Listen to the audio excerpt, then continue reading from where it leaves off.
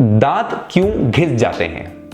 कई पेशेंट्स ये समस्या लेकर के आते हैं कि डॉक्टर साहब हमारे जो हैं दांत घिस गए हैं, हमने तो नॉर्मल ब्रशिंग की है, हमारी तरफ से तो सब कुछ ठीक रहा है, कोई कमी नहीं रही है, फिर भी दांत घिसने लग गए हैं, छोटे हो गए हैं और उनमें झंझनाहट सी हो गई है। तो ये आखिर क्यों हो गया है? और अब जब ये दांत घिस चुके हैं तो इसका क्या ट्रीटमेंट किया जाए कि जिससे ये ठीक हो जाए और आगे और ज़्यादा दांत हमारे ना घिसें? ये बात इस वीडियो में मैं डॉक्टर अंकित आपको समझाऊंगा।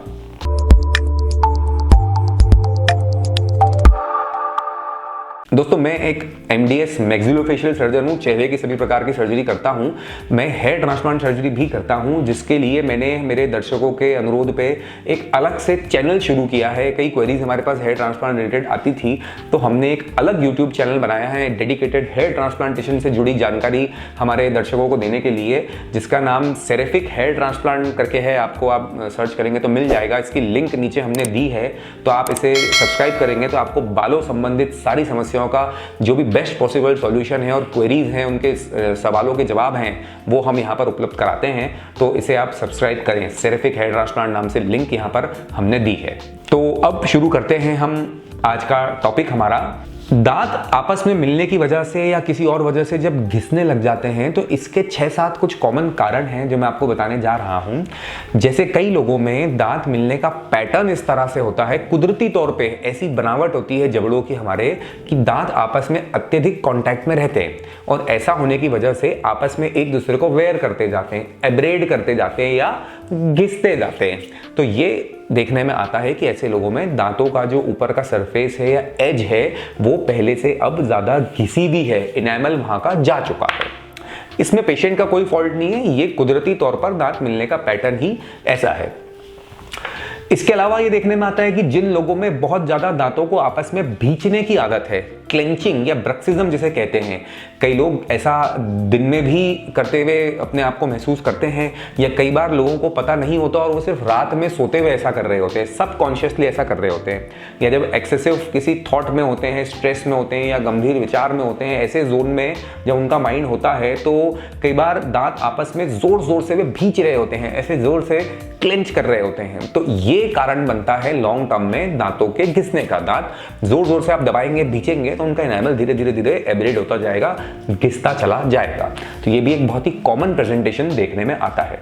हैवी मस्कुलेचर भी इसका एक कारण होता है। जो मसल्स हमारी दांतों को आपस में मिलाती हैं या जबड़े को आपस में मिलाती हैं, अगर वो मसल्स जरूरत से ज्यादा फोर्स प्रोड्यूस करती हैं तो हमारे दांत आपस में जरूरत से ज्यादा फोर्स के साथ, जरूरत से ज्यादा ताकत के साथ मिलते हैं, जो कि एक कारण बनता है उनके वेयर का। लॉन्ग टर्म में वो दांत वेयर होने लगता है, हैवी मस्कुलेचर। तो ये चीज भी नेचुरल लेवल पे है, इसमें किसी पेशेंट के द्वारा कुछ किया जाने जैसा इसमें है नहीं, हालांकि इसका ट्रीटमेंट है, मैं आगे बताऊंगा आपको। तो वो चीज भी, हैवी मस्कुलेचर भी इसका कारण होता है। Heavy biting forces, stiff muscles and heavy biting forces exerted by the muscles, this can be reason for the enamel wear और एट्रीजन। इसके अलावा जो बहुत ही कॉमन कारण है वो है तंबाकू सुपारी का सेवन। जी हाँ, सुपारी जो लोग दिन में बहुत बार खाते हैं उससे दांतों के घिसने की प्रबल संभावना होती है, और जो लोग सालों साल से सुपारी खा रहे हैं ऐसे लोगों में 90% से ज्यादा लोगों को आप देखेंगे तो दांत घिसे हुए ही मिलेंगे, क्योंकि कड़क पदार्थ अगर आप दिन में बहुत बार खा रहे हो तो उससे दांतों का वेयर होना निश्चित है। तो तंबाकू सुपारी का सेवन जो लोग लंबे समय तक करते हैं ऐसे लोगों में दांत घिसे हुए मिलते हैं। एसिडिटी जिन लोगों में ज्यादा होती है उनमें ये होने की संभावना बढ़ जाती है। एसिडिटी होने की वजह से हमारा इनेमल जो है वो वीक होने लगता है और वो जल्दी जल्दी गलने लगता है या घिसने लगता है। तो जिनको एसिड रिफ्लक्स डिजीज जिसे कहते हैं, नीचे का पेट का कंटेंट ऊपर तक आता है, इसे रिफ्लक्स डिजीज कहते हैं। तो ऐसी डिजीज जिनमें है या जिनमें हाई एसिडिटी हमेशा रहती है, उन लोगों को अपने गैस्ट्रोएंटरोलॉजिस्ट डॉक्टर जो रहते हैं एसिडिटी के, उनसे मिल करके अपना उसको ट्रीटमेंट कराना चाहिए, क्योंकि ये हमारी डेंटल हेल्थ पे भी खराब प्रभाव डालता है। अत्यधिक खट्टे पदार्थों का सेवन करना या अत्यधिक कोल्ड ड्रिंक्स लेना, सॉफ्ट ड्रिंक्स, कार्बोनेटेड ड्रिंक्स, ये भी एक कारण रहता है हमारे इनेमल वेयर का और दांत खराब होने का। अत्यधिक कोल्ड ड्रिंक का या सॉफ्ट ड्रिंक का सेवन हमारे इनेमल को खराब करता है और जल्दी हमारे दांत घिसने लगते हैं, तो इसे भी हमें चेक करना चाहिए। गलत तरीके से ब्रश करना एक कारण बनता है दांतों के जल्दी जल्दी घिस जाने का। अगर आप ब्रशिंग के दौरान, ब्रश करने के दौरान बहुत जोर से फोर्स लगाते हैं तो वो भी आपके इनेमल को घिसता है। आपको जेंटल हाथों से ब्रशिंग करना होती है और अगर आप थोड़ा ध्यान से ब्रश करते हैं तो 1 मिनट अगर आप टाइम देते हैं ब्रश करने को तो ये पर्याप्त है। बहुत बहुत देर तक हम जब घिसते रहते हैं दांतों को तो दोस्तों उससे कुछ होता नहीं है, बल्कि हमारे दांतों का इनेमल खराब होता है। आप 1 मिनट ब्रश करेंगे, अगर ईमानदारी से मुंह के सभी एरिया कवर करेंगे तो आपका काम हो जाएगा। इससे ज़्यादा देर आपको नहीं करना है और बहुत ज़ोर से प्रेशर नहीं लगाना है, जिससे कि आपके दांत जो है वो सुरक्षित रहें। और ब्रश करने के दौरान आपको सॉफ्ट ब्रिसल्स वाले टूथब्रश प्रेफर करना चाहिए। अगर बहुत हार्ड ब्रिसल वाले टूथब्रश लेते हैं या जैसा गाँव में या कई घरों में आज भी ट्रेडिशनली होता है कि वो नीम की डंडी से करते हैं या इन सब चीज़ों से ब्रश करते हैं, तो वो डेफिनेटली दांतों को नुकसान पहुंचाएगा और दांत उससे घिसेंगे। बेहतर यह है, आज की जो हमारी साइंस हमें सजेस्ट करती है वो ये है कि आप सॉफ्ट टूथब्रश का इस्तेमाल करें तो लॉन्ग टर्म में दांतों की हेल्थ आपकी अच्छी रहेगी। इनेमल का कवर उसके ऊपर इंटैक्ट रहेगा तो दांत आपके जो है वो सुरक्षित रहेंगे और लंबे समय आपका साथ बखूबी निभाएंगे। कई बार ऐसे भी पेशेंट्स होते हैं जिनमें कि ये प्रॉब्लम्स नहीं होती हैं, फिर भी इनेमल वेयर हो रहा होता है, घिस रहा होता है, क्योंकि उनके इनेमल की टेंडेंसी होती है ऐसा होने की। कई लोगों में अपने आप ही समय के साथ, एजिंग के साथ दांत घिस जाते हैं। वो उनकी नेचुरल टेंडेंसी है, बॉडी की बनावट है। कुदरती तौर पे उनका जो दांतों का इनेमल है वो उसी तरह से बना हुआ है कि वो वेयर हो रहा है, घिस रहा है, तो उसका वो कुछ नहीं कर सकते और घिसे हुए दांत लेकर के वो दिखाने आते हैं। तो ये सारी बातें आपने समझी कि एसिडिटी ज़्यादा होना, ज़्यादा कोल्ड ड्रिंक पीना, कुछ लोगों की नेचुरल टेंडेंसी, हैवी मस्क्यूलेचर, गलत तरीके से ब्रशिंग, दांतों का मीटिंग पैटर्न और क्लेंचिंग ब्रक्सिज्म या दांत आपस में भींचना, तंबाकू सुपारी का सेवन, ये सभी कारण होते हैं दांतों के घिस जाने के। जैसा आप इन फोटोज में देख रहे हैं, देखिए इस तरह से दांत घिसे हुए दिखने लगते हैं। अब सवाल ये आता है कि इन घिसे हुए दांतों से क्या परेशानी होती है। तो देखिए, ये जब दांत ज़्यादा घिसने लगेंगे तो इससे आपको सेंसिटिविटी होने लगेगी।